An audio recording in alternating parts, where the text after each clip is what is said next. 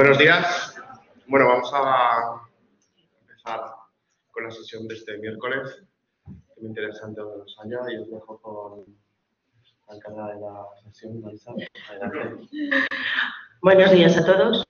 Bueno, gracias Rafa y al Departamento de Docencia y gracias al Servicio de UBI por cedernos este espacio para que la Coordinación de Trasplantes pueda compartir con todo el hospital la actividad que lleva a cabo. La charla de hoy es sobre la donación en asistolia o donación a corazón parado.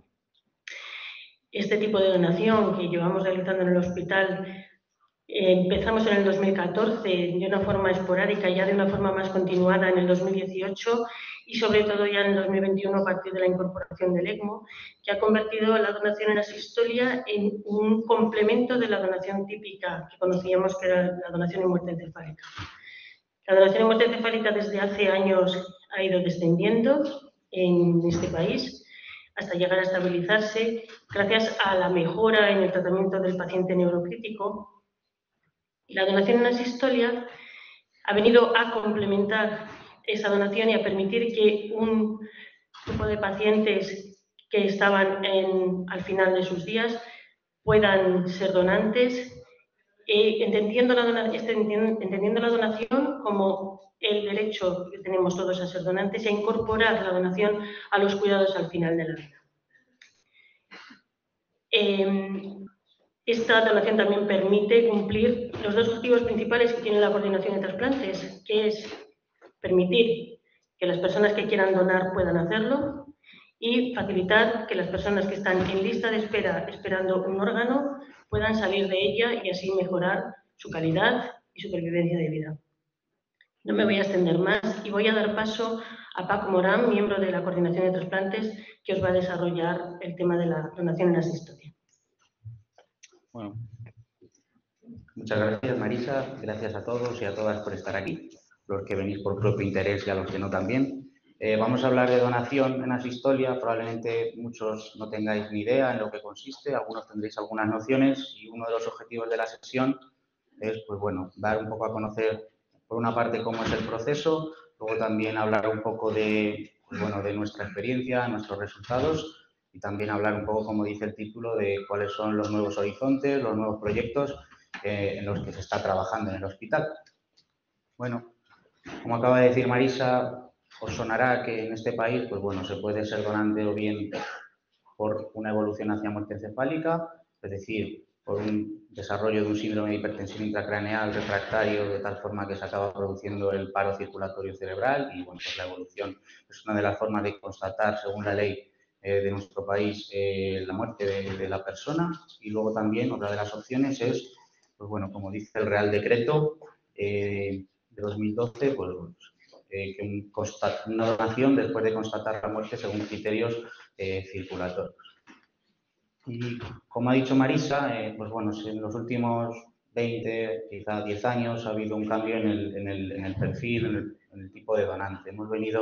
Venimos de principios de siglo, en cuanto a que prácticamente únicamente había donantes en asistolia, en muerte encefálica, pero bueno, por la complejización y mejoría de los cuidados neurocríticos, pues cada vez hay menos pacientes que por suerte evolucionan a muerte encefálica.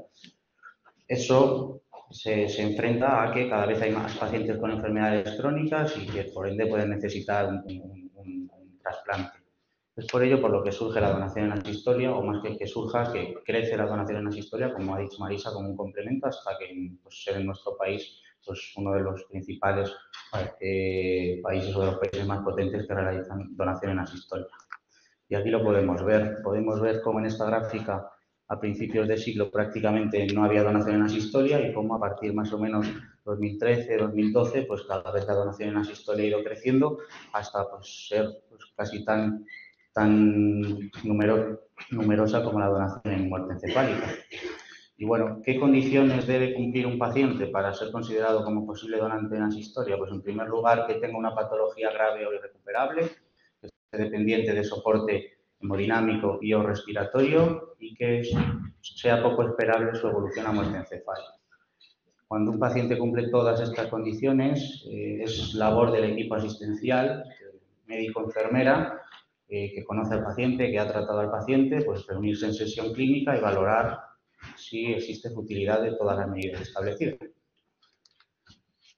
Y una clasificación un poco simplista, pero para empezar viene bien, para entender qué tipos de donación asistolia existen, es esta. Podemos dividirla, por un lado, en donación asistolia controlada. Son aquellos pacientes que por el mal pronóstico vital el equipo asistencial decide retirar medidas por la futilidad y, pues bueno, se prevé que pueda fallecer en un tiempo que permita la donación de órganos.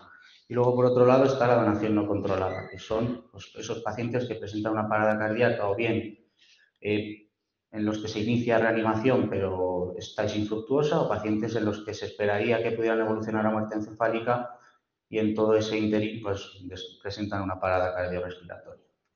Y luego hay otra clasificación más extendida y que a lo mejor os suena, que es la clasificación de Maastricht, ¿vale? Que divide 4 tipos de donación asistolia.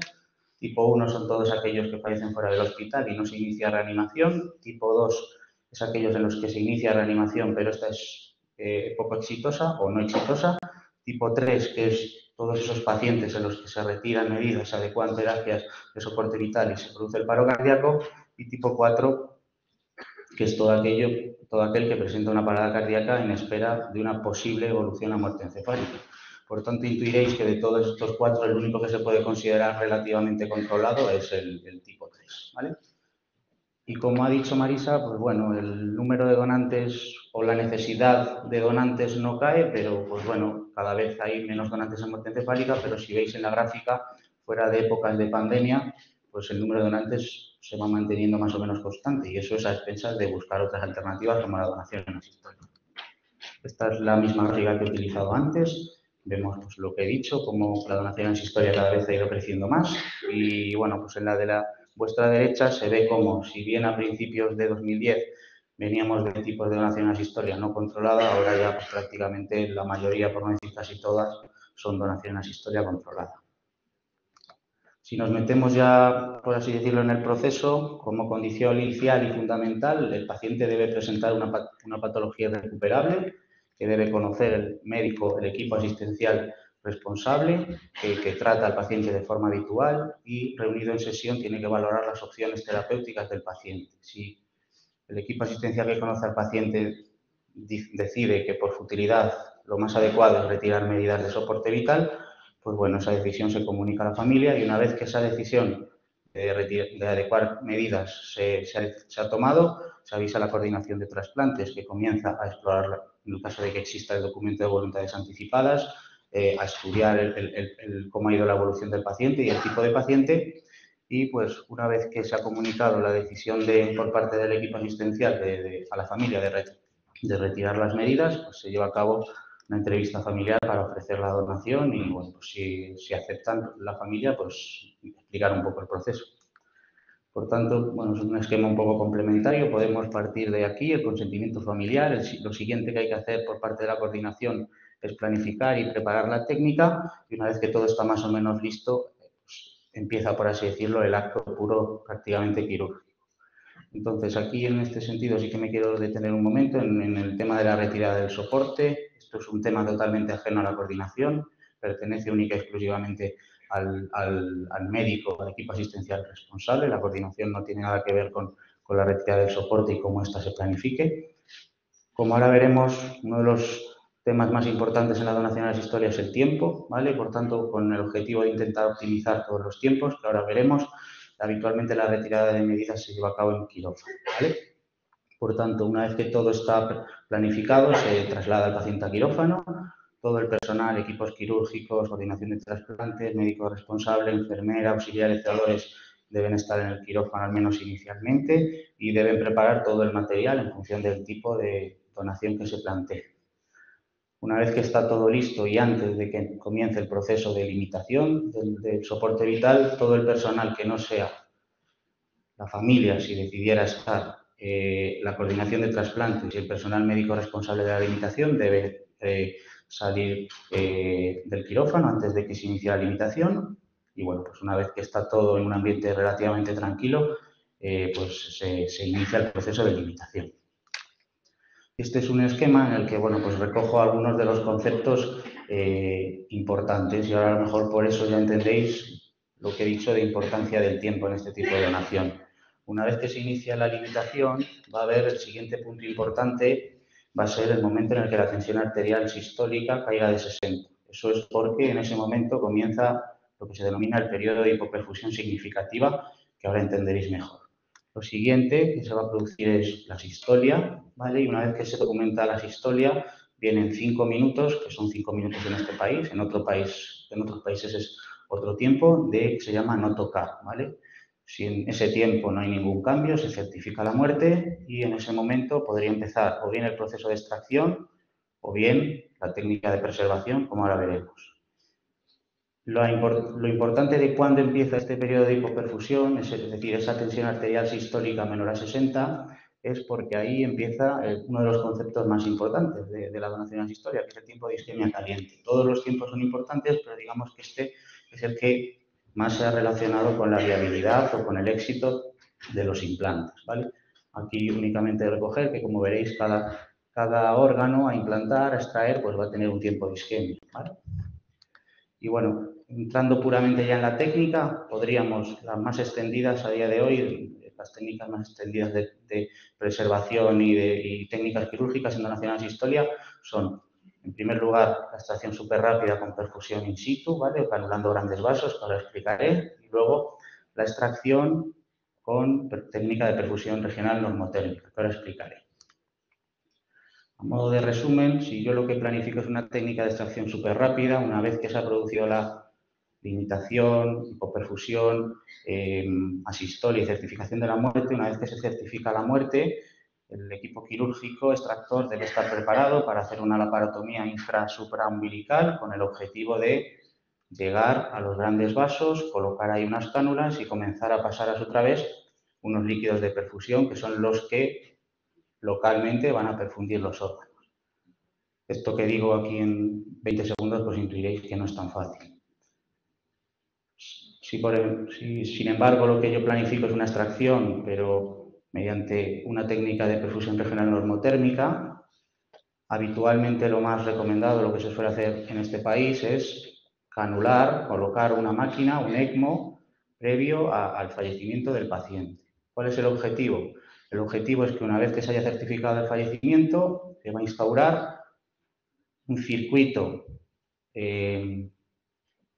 con el objetivo de mantener solamente los órganos abdominales perfundidos y oxigenados. ¿Y cómo se consigue? Se coloca una cánula venosa a nivel de la vena femoral de un lado y una cánula arterial a nivel de la arteria femoral del otro lado, y habitualmente estas cánulas van a estar conectadas a una máquina, a un ECMO, una membrana de oxigenación, cuyo principal objetivo es pues, mantener la oxigenación única y exclusivamente a nivel abdominal. ¿Y cómo se consigue que sea única y exclusivamente a nivel abdominal? Porque en la otra arteria femoral que quede libre, lo que yo voy a hacer es poner un balón que se va a inflar, ¿vale? Y que se va a colocar más o menos a nivel de la aorta descendente, con el objetivo de que ese circuito se circunscriba única y exclusivamente al abdomen, ¿vale? Y vaya únicamente a los órganos abdominales. Si volvemos al tema tiempo, pues este es un esquema parecido al que he utilizado antes y podemos ver cómo la parte de arriba es un esquema de una extracción súper rápida. En el momento en el que se produce la retirada de medidas, lo siguiente es la hipoperfusión, la asistolia, certificación del éxito, y aquí empezarían el acto quirúrgico. Por tanto, hasta que el cirujano no llega a los grandes vasos, no coloca una cánula y no empieza a pasar líquido de perfusión, pues el tiempo de isquemia, aunque yo no quiera, se me va hasta aquí. Si por el contrario yo lo que planifico es una técnica de extracción con perfusión regional normotérmica, si lo que hago es canular el ECMO y dejarlo sin funcionar antes del fallecimiento, lo siguiente que se va a producir es la retirada de medidas, la hipoperfusión, la asistolia, certificación de la muerte, y en ese momento, una vez que se ha certificado la muerte, el objetivo es que el ECMO se ponga a andar, ¿vale? Por tanto, veréis o intuiréis que paso de un tiempo de isquemia caliente que puede ir aquí, aquí o aquí, un tiempo que es más errático y la mayor parte de veces más largo, a un tiempo de isquemia caliente que se limita a prácticamente el momento en el que se certifica la muerte, un poquito después. Y bueno, y entrando únicamente en resultados, porque bueno, como somos científicos es en los que más nos basamos, pues bueno, esto es un documento de la ONT, de la Organización Nacional de Trasplantes, de 2019, y bueno, concluyen que lo referente al trasplante renal, habitualmente los riñones en los que se ha utilizado perfusión abdominal normotérmica son los que presentan un mayor éxito en cuanto a función renal inmediata, ¿vale? Y también dan importancia, algo que iremos viendo en otras publicaciones que ahora pondré, la importancia del tiempo de isquemia caliente. Riñones que provienen con tiempo de isquemia caliente de más de 15 minutos, pues tienen más probabilidad de tener una función renal retardada.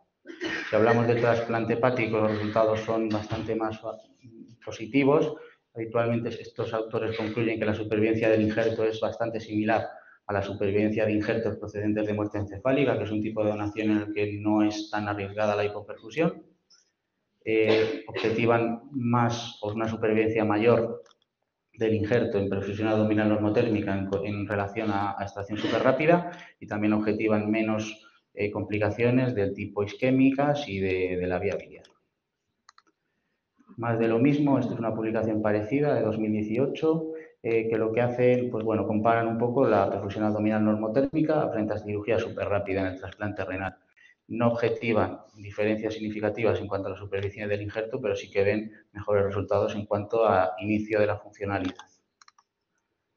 Y esta es una publicación aún más reciente, en la cual lo que quiero destacar sobre todo es, concluyen el concepto que acabamos de tratar de la importancia de limitar al máximo los tiempos de isquemia caliente funcional, ¿vale? Y ya no solo eso, sino que algo que ahora hablaremos, hablan de cómo la perfusión regional normotérmica puede limitar el daño isquémico y, bueno, pues evidentemente al no sufrir por ese tiempo de isquemia, por esa hipoperfusión, pues hace que la técnica quirúrgica pues pueda hacerse de una forma más tranquila. Estas son dos publicaciones en relación al trasplante hepático y, bueno, pues más de lo mismo. Pacientes o hígados procedentes de pacientes que han tenido perfusión regional normotérmica pues presentan menos complicaciones y unos resultados a largo plazo en cuanto a funcionalidad bastante parecidos a los de la muerte encefálica.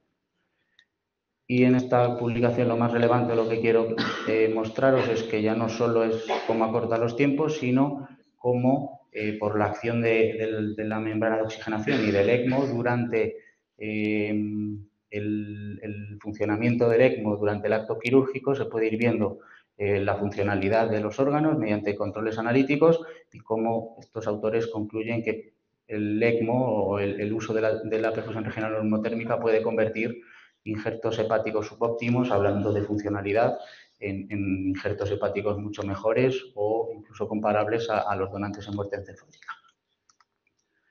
Bueno, y hablando un poco de nuestra experiencia, y bueno, nuestra experiencia al fin y al cabo muchas veces es los resultados que vamos obteniendo.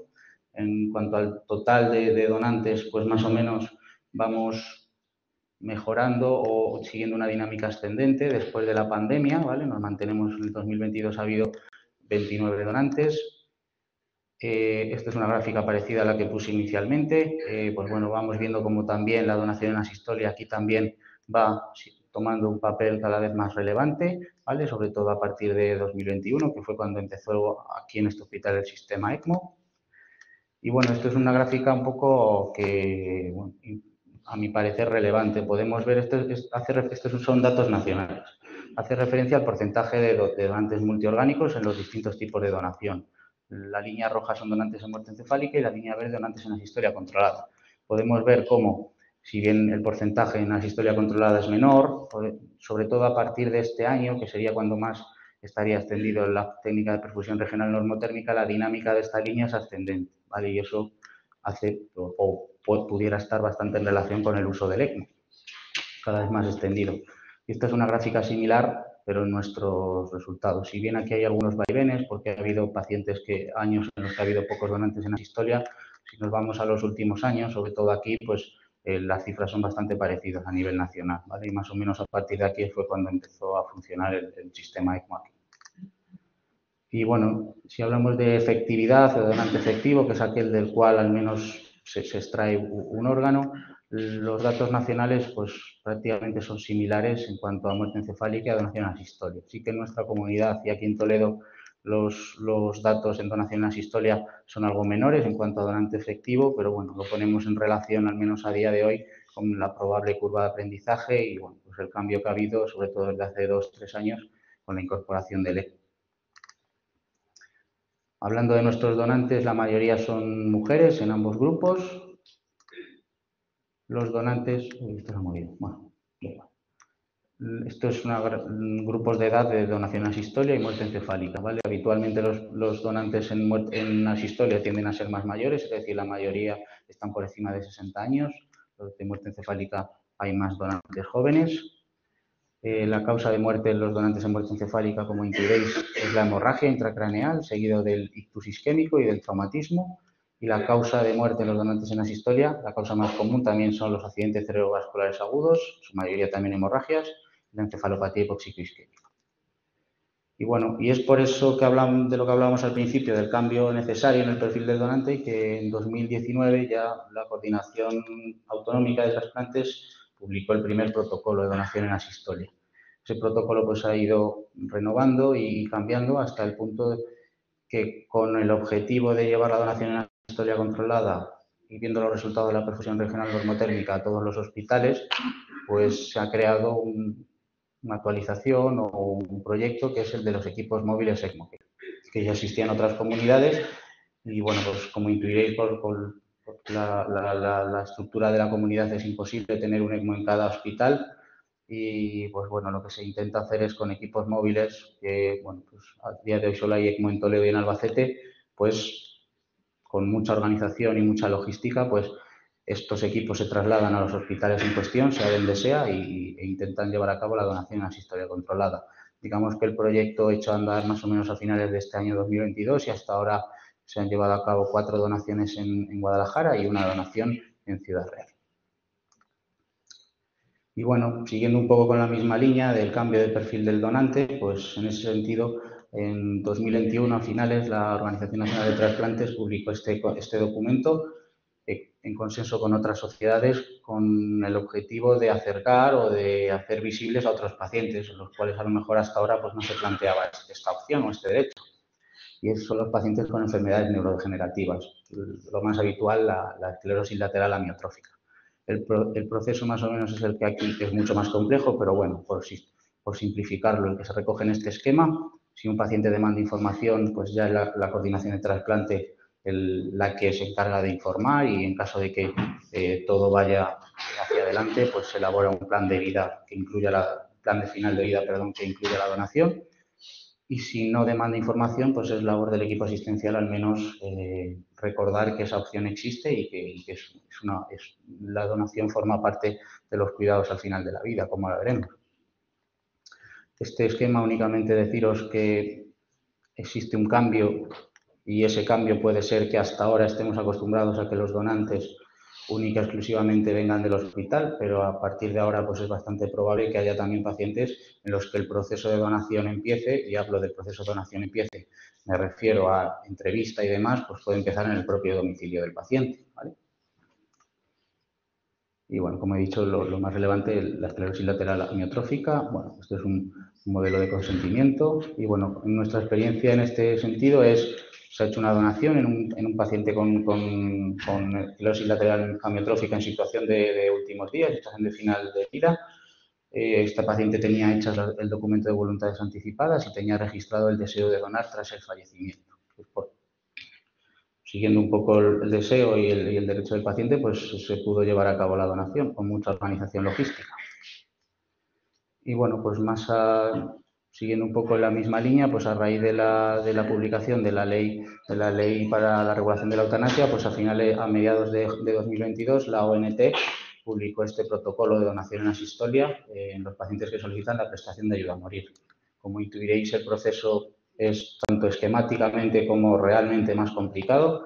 Habitualmente el paciente o la paciente hace una primera solicitud, el médico responsable que informa de esa solicitud al coordinador o a la coordinación de trasplantes que tengan de referencia, y este coordinador de trasplantes pues lleva a cabo un primer contacto con el paciente, ¿vale?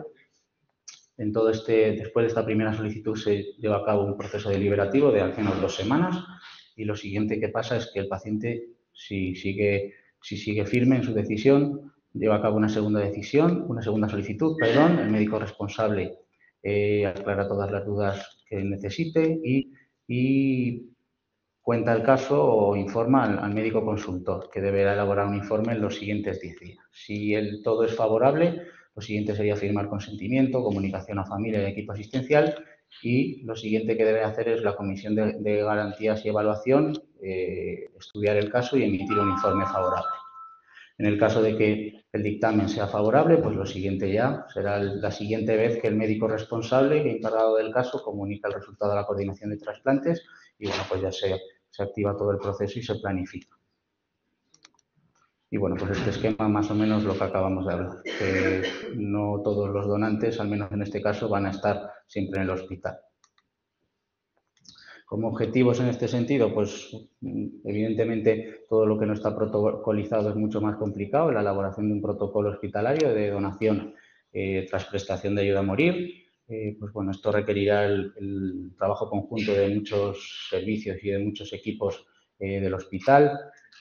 Sería importante que estos pacientes, pues en la medida de lo posible, evitaran los circuitos intrahospitalarios al uso, entre comillas, y bueno, pues que todo lo que dependa de nosotros esté lo más coordinado posible para que el proceso se haga de la mejor forma posible y se respete el derecho del paciente. Y bueno, pues otro de los proyectos también es la elaboración de un protocolo hospitalario de donación en paciente pediátrico, ya no solo en muerte encefálica, sino también de donación en asistolia controlada, y en ello se está trabajando. La experiencia hasta ahora es un niño de 2 años con una enfermedad neurodegenerativa en situación de últimos días. Fueron los padres los que solicitaron la información sobre la donación. De pediatría se contactó con la coordinación, se hizo una primera entrevista y bueno, se dio la información y en otro ingreso ya más terminal del niño, pues se hizo una segunda entrevista y ya se pudo llevar a cabo. Y bueno, pues el único proyecto, esto es más bien un proyecto probablemente, al menos hasta esta fecha a nivel nacional, se ha puesto en marcha desde finales de 2022 desde la ONT el protocolo, ¿vale?, de trasplante cardíaco en pacientes de donación en asistolia controlada, que es una técnica que hasta ahora en España no estaba muy desarrollada.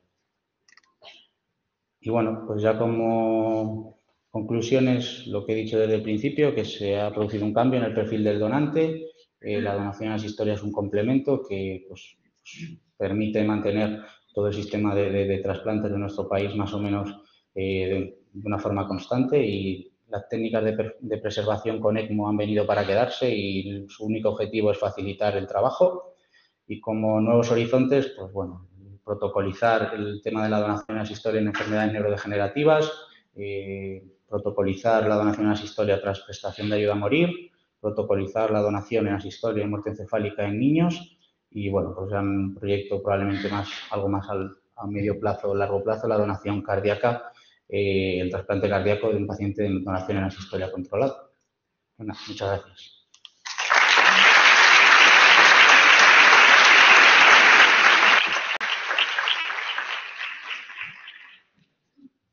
Gracias, Gustavo, por la presentación. Gracias. No sé si hay alguna pregunta en el salón. ¿Marisa? Sí,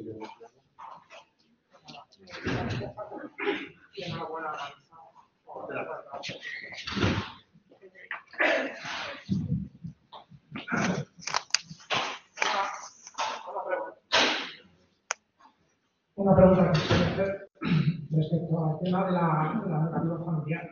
La donación en asistolia, que a mí me parece algo muy importante. ¿Qué porcentaje de narrativa familiar tenéis? ¿Es más que con respecto a la muerte encefálica? ¿La cantidad de tarjetas son encontrada? Gracias, profesor. Bueno, lo que estamos observando es que el porcentaje de negativas familiares en donantes en asistolia es menor que las negativas familiares de donantes en muerte encefálica. En el caso de pacientes que llevan un tiempo ingresado, prácticamente todos, hasta ahora todos de la UBI, son pacientes que llevan un tiempo de ingreso más o menos prolongado, en el que se les ha ido informando de la evolución de la enfermedad de su familiar y en el que ellos van viendo y asumiendo pues, que lo que tiene su familiar llega a un punto en que ya no tiene opción de tratamiento. Entonces, asumen, la familia cuando hacemos una entrevista familiar suelen estar ya más preparados en lo que es el duelo y han asumido en cierto modo, el pronóstico de su familia. Estamos observando eso y coincide un poco con los datos nacionales. Las tasas de negatividad familiar en las historias son más bajas.